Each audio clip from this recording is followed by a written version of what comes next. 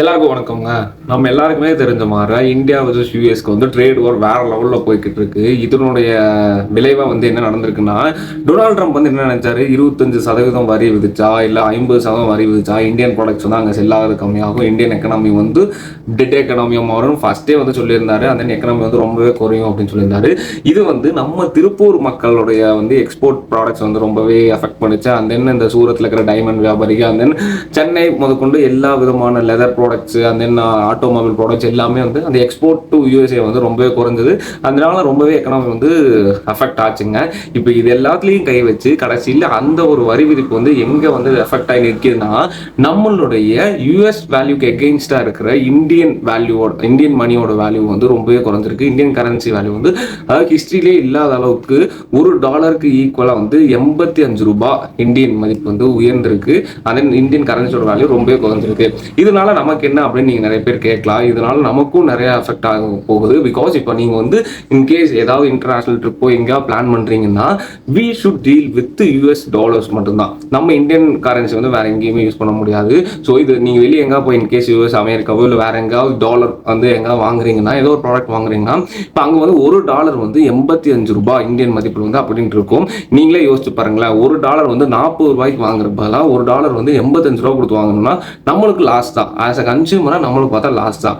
இந்த மாதிரி யூஎஸ்க்கு நிகராக இருக்கிற இந்தியன் கரன்சி வேல்யூ ரொம்ப அதிகமாக இருக்கு. அந்த அதோடைய வேல்யூ ரொம்ப குறைஞ்சிருக்கு. புரியுதுங்களா? மதிப்பு ரொம்பவே குறைஞ்சிருக்கு இந்தியன் கரன்சியோட மதிப்பு.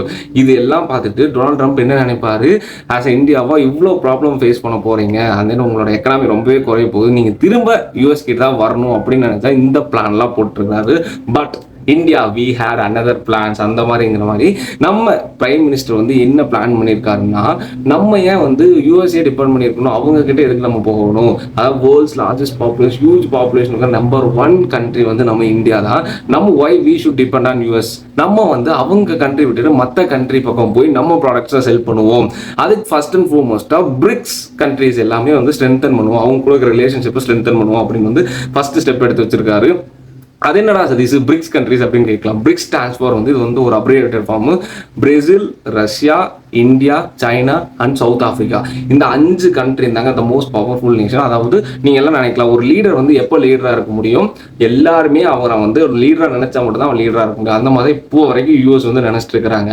எல்லா கண்ட்ரியும் அவங்கள டிபெண்ட் பண்ணிக்கிறதுனால தே ஆர் தி லீடர்ஸ், அவங்க மோஸ்ட் டெவலப்டு கண்ட்ரி அப்படிங்கிற மாதிரி அவங்க நினைச்சிட்டு இந்த மாதிரி ஸ்டெப்ஸ் எல்லாம் எடுத்துட்டு இருக்கிறாங்க. பட் இப்போ ஒரு 10 பேர் இருக்கிற பக்கம் அந்த ஒரு 7 பேர் சேர்ந்து ஒரு தனி குரூப் அமைச்சு, அவன் லீடரா இருந்துட்டு போட்டோம், அவனே இருந்துட்டு போட்டோம், நம்ம எதுக்கு அவனை சார்ந்து இருக்கணும், நம்ம ஒரு ஒரு குரூப் ஃபார்ம் பண்ணி நம்மளே எல்லாரும் ஹெல்ப்ஃபுல்லா இருந்துக்குவோம், இன்டர்னலா நம்மளே ஸ்டெபிளைஸ் ஆகி எல்லாருமே நியூட்ரலா இருந்துக்கலாம், அவனை டிபெண்ட் பண்ணிருக்க வேணா, அவங்ககிட்ட நம்ம எதுக்குமே போவேனா அப்படின்னு முடிவு பண்ணிட்டா the leader has no value.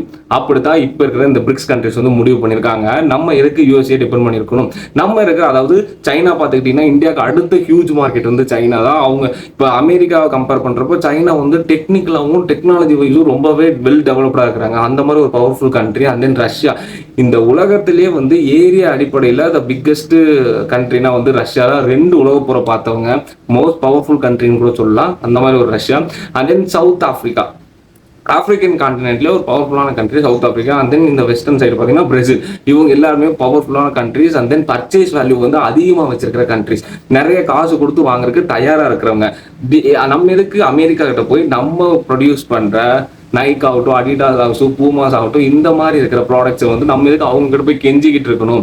அதே நம்ம எப்படி இருந்தாலும் குவாலிட்டியான சர்வீஸ் தான், குவாலிட்டியான ப்ராடக்ட்ஸ் தான் கொடுக்க போறோம். நம்ம அமெரிக்காவுக்கு விற்கிறதுக்கு பதிலாக ரஷ்யா ஆகட்டும், சைனா ஆகட்டும், அண்ட் தென் சவுத் ஆப்பிரிக்கா ஆகட்டும், பிரேசில் ஆகட்டும், இல்ல other than US there are mostly 200 countries are in the world. மற்ற கண்ட்ரிஸ்க்கெல்லாம் நம்ம ப்ராடக்ட்ஸை கொண்டு போய் விற்போம் அப்படின்னு சொல்லி ஒரு தனி ஸ்டாண்ட் எடுத்துருக்காங்க இந்தியா. இதனால அமெரிக்காவுக்கு தான் லாஸ் ஆக போகுது, நம்மளுக்கு எந்த லாஸ் ஆக போறது கிடையாது. பிகாஸ் நம்ம அமெரிக்கா டிபெண்ட் பண்ணிடல, நம்மளுக்கு அமெரிக்கா இப்ப தேவையும் கிடையாது, அமெரிக்காவுக்கு தான் நம்ம தேவை. அதனால அமெரிக்கன் எக்கனாமிஸ்ட், அதாவது அமெரிக்கா அவங்க ஊர்ல இருக்கிற ஒரு எக்கனாமிஸ்ட் ரிச்சர்ட் வுல்ஃப்னு சொல்லிட்டு ஒரு ஆர்டிகல் ரிலீஸ் பண்ணிருக்காங்க. அதுல எலி, அதாவது அமெரிக்கா வந்து எலியும் நம்ம வந்து இந்தியாவை எலிஃபண்ட்டும் அவர் வந்து மென்ஷன் பண்ணிக்கிறாரு. எலி வந்து யானை கூட போட்டி போட்டுருக்குது, அவங்கள அடிக்கிறத யானை அடிக்கிறத நினைச்சிட்டு எலி தன் காலையவே அடிச்சுக்கிட்டு இருக்குது அப்படிங்கிற மாதிரி ஒரு ஆர்டிக்கல் வந்து ப்ரெசென்ட் பண்ணியிருக்காங்க. பிகாஸ் அவரு, நான் ஃபர்ஸ்டே சொல்லியிருந்த மாதிரி டொனால்டு ட்ரம்ப்னு ஒரு தனி பர்சன், அந்த ஒரு லீடருடைய செல்ஃப் ஈகோக்காக வந்துட்டு 20-30 வருஷம் கட்டி காத்த அந்த நட்புறவு அந்த பொலிட்டிக்கல் ஸ்டாண்ட் எல்லாத்தையுமே விட்டுக்கிட்டு அந்த மாதிரி அந்த டிப்ளமசி எல்லாத்தையுமே கெடுத்துக்கிட்டு இருக்கிறாரு. இதனால இந்தியாவுக்கு வந்து எந்த ஒரு லாஸும் கிடையாது. அவங்க அந்த பிரிக்ஸ் கண்ட்ரிஸோட ஸ்ட்ரென்தன் பண்ணி ரிலேஷன்ஷிப்பை ஸ்ட்ரென்தன் பண்ணி அவங்க எக்கனாமிக்கை டெவலப் பண்ணி போயிட்டே இருப்பாங்க. பட் அமெரிக்கன்ஸா இதெல்லாம் அஃபெக்ட் ஆக போறாங்க அப்படின்னு வந்து அங்க இருக்கிற ஒரு ஃபேமஸான economist, American economist Richard wolf வந்து ரிலீஸ் பண்ணியிருக்காரு. இது கிட்டத்தட்ட உண்மையும் கூட.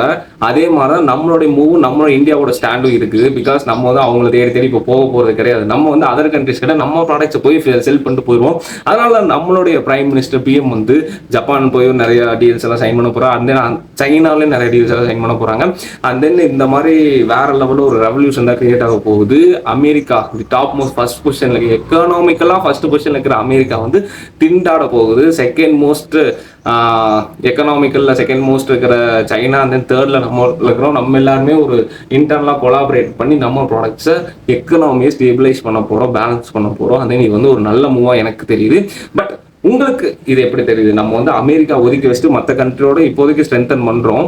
பட் இனிமேல் ஏன்னா ஒரே பிரசிடென்ட் இருக்க போறது கிடையாது, டொனால்டு ட்ரம்பே இருக்க போறதுல, அடுத்து வேற பிரசிடென்ட் வர போறாங்க. அடுத்தடுத்த காலகட்டங்கள்ல அமெரிக்காவுடைய நம்மளோட அந்த நட்புறவும் நமக்கு தேவை, கண்டிப்பா தேவை இருக்கும். இப்போது நிலைமைக்கு வேணா அவங்க அப்போஸ் பண்ற மாதிரி தெரியலாம். பட் இன் ஃபியூச்சர் எல்லாம் சேர்த்து வச்சு பார்த்தா நம்மளுக்கு சைனாவும் வேணும், ரஷ்யாவும் வேணும், அமெரிக்காவும் வேணும். இந்த மாதிரி எல்லா கண்ட்ரிஸுமே நம்மளுக்கு வேணும். பட் இந்த மூவ் நீங்க எப்படி பாக்குறீங்க? லாங் ரன்ல எப்படி இருந்தா நல்லா இருக்கும் நீங்க நினைக்கிறீங்க?